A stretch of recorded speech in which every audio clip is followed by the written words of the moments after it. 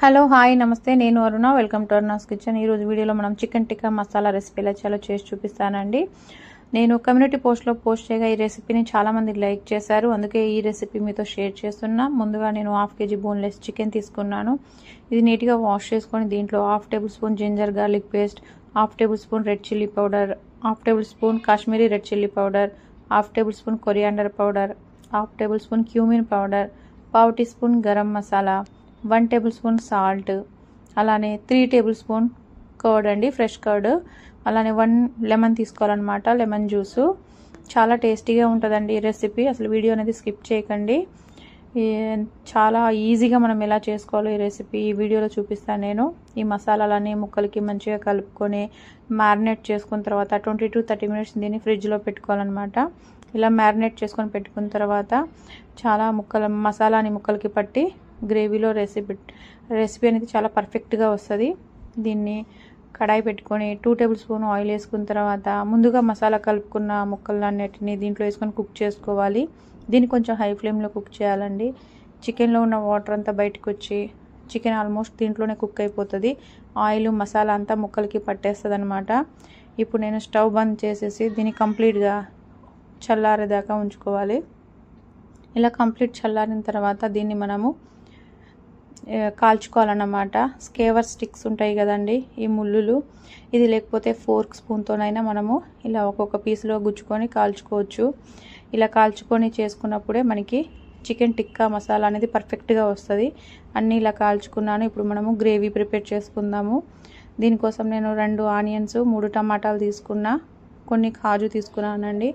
Onions టమాటా నేను చిన్న చిన్న పీసెస్గా కట్ చేసుకున్నాను, మీరు కావాలంటే ప్యూరీ చేసుకోవచ్చు।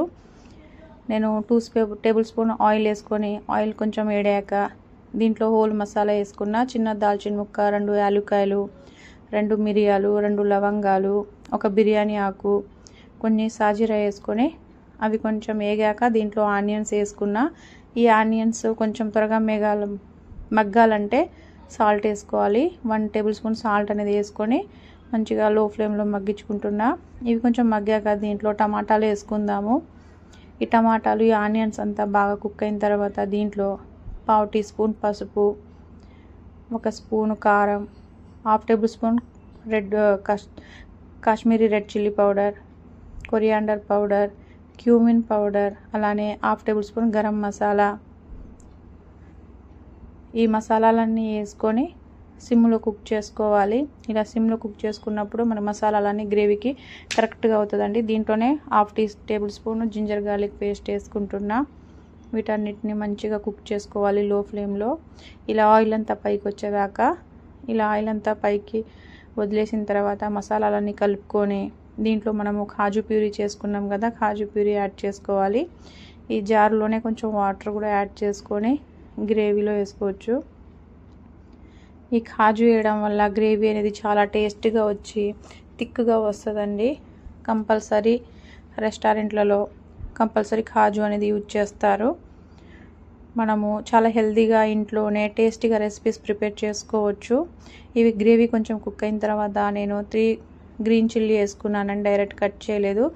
1/2 టేబుల్ స్పూన్ కసూరి మేతి, ఈ కసూరి మేతి వేయడం వల్ల గ్రేవీ అనేది పర్ఫెక్ట్గా వస్తుంది। దీంట్లో మనం ముందుగా కాల్చుకున్న చికెన్ ముక్కల్ని వేసుకుంటున్నాను, కొంచెం వాటర్ యాడ్ చేశానండి నేను। ఈ మసాలా వాటర్ అంతా బాగా కుక్ అవ్వాలన్నమాట। దీంట్లో ఫ్రెష్ క్రీమ్ 2 టేబుల్ స్పూన్ వేసుకుంటున్నాను। ఫ్రెష్ క్రీమ్ అనేది ఆప్షనల్ అండి, ఫ్రెష్ క్రీమ్ లేకపోతే పాలపైన మిగడ కూడా వేసుకోవచ్చు। ఈ ఫ్రెష్ క్రీమ్ వేయడం వల్ల గ్రేవీ థిక్గా వచ్చి టేస్టీగా ఉంటుందన్నమాట। ఇప్పుడు కొంచెం లో ఫ్లేమ్లో కుక్ చేసుకోవాలి, మధ్య మధ్యలో కలుపుతూ ఉండాలన్నమాట, అడుగట్టుకుంటుంది। ఫైనల్గా మనం కొత్తిమీర వేసుకొని లో ఫ్లేమ్లో 1-2 మినిట్స్ దమ్ చేసుకోవాలి। ఇలా చేసుకున్న తర్వాత అయిపోయిందండి మనం చికెన్ టిక్కా మసాలా। చాలా పర్ఫెక్ట్ రెసిపీ అండి, వీడియో స్కిప్ చేయకుండా చూడండి, మీరు ట్రై చేసి నాకు కామెంట్ పెట్టండి ఎలా వచ్చిందో। నచ్చితే లైక్ చేసి షేర్ చేసి సబ్స్క్రైబ్ చేసుకోండి, చాలా బాగుంటుంది, మీరు తప్పకుండా ట్రై చేయండి। బాయ్ అండి।